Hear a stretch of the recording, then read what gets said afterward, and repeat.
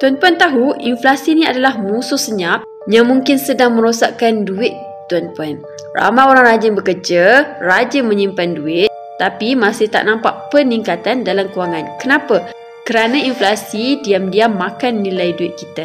Harga barang naik tapi kuasa beli duit jatuh. Akhirnya simpanan kertas yang kita kumpul bertahun-tahun nilainya makin mengecil.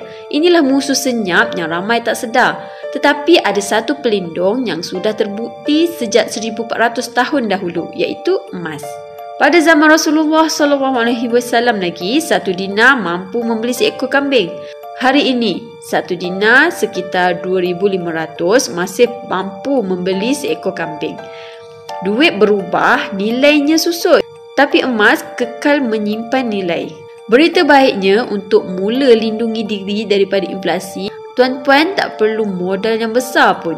Serendah RM100 sahaja, tuan-puan dah boleh mula menyimpan emas public gold. Inflasi tak tunggu sesiapa. Jadi jangan biarkan simpanan duit tuan-puan terus terhakis perlahan-lahan. Mulakan simpanan emas hari ini demi masa depan yang lebih terjamin pada masa akan datang.